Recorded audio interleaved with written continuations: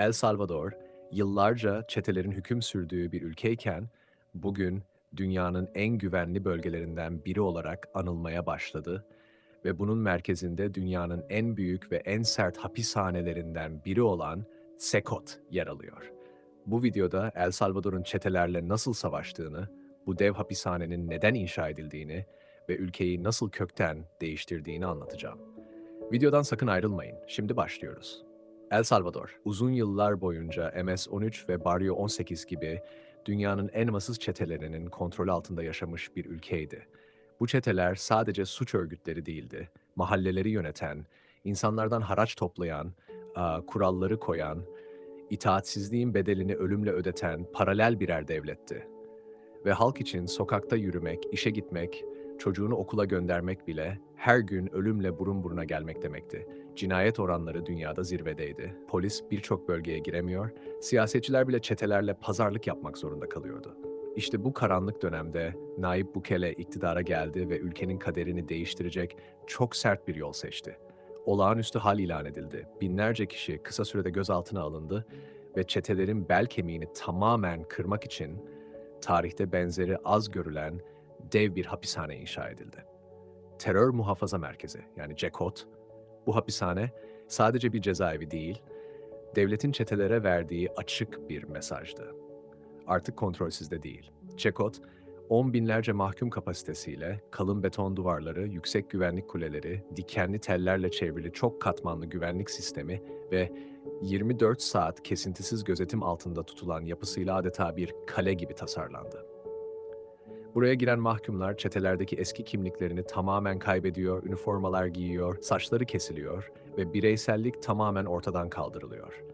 Ee, Koğuşlarda yatak bile yok. Mahkumlar metal ranzalar üzerinde, son derece sınırlı bir alan içinde, neredeyse askeri bir disiplinle yaşıyor. Telefon, ziyaret, dış dünya ile iletişim neredeyse tamamen kesilmiş durumda. Çünkü devletin amacı çetelerin hapishane içinden bile dışarıya emir vermesini, örgütlenmesini ve korku yaymasını sıfırlamak. Bu sert politikanın sonuçları ise ülke genelinde çok kısa sürede hissedildi. Cinayet oranları dramatik şekilde düştü. Yıllarca haraç ödeyen esnaf ilk kez rahat bir nefes aldı. İnsanlar geceleri sokakta yürüyebilir hale geldi ve El Salvador bir zamanlar dünyanın en tehlikeli ülkelerinden biriyken bugün güvenlik sıralamalarında en üstlere çıkmaya başladı. Halkın büyük bir kısmı bu değişimi adeta bir kurtuluş olarak görüyor. Çünkü onlar için özgürlük önce hayatta kalabilmekti. Ancak Çekot ve bu politikalar dünya çapında büyük tartışmaları da beraberinde getirdi. İnsan hakları örgütleri, keyfi tutuklamalar yapıldığını, suçsuz insanların da sistemin içine çekilmiş olabileceğini, yargı süreçlerinin hızlandırıldığını ve savunma hakkının zayıfladığını öne sürüyor.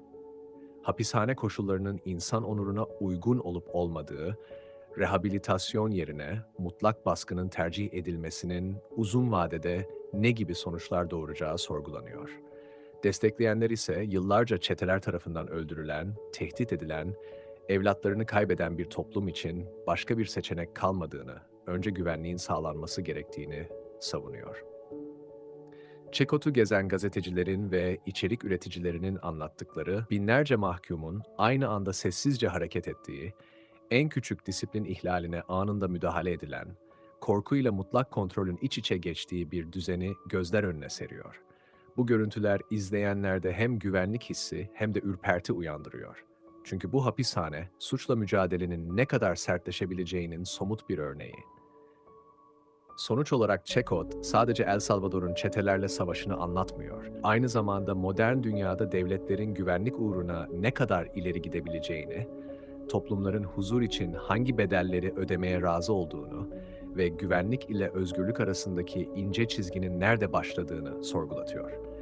El Salvador bugün daha güvenli olabilir. Ancak bu güvenliğin kalıcı olup olmayacağı ve bu sert modelin başka ülkelere örnek olup olmayacağı sorusu hala tüm dünyanın önünde duruyor.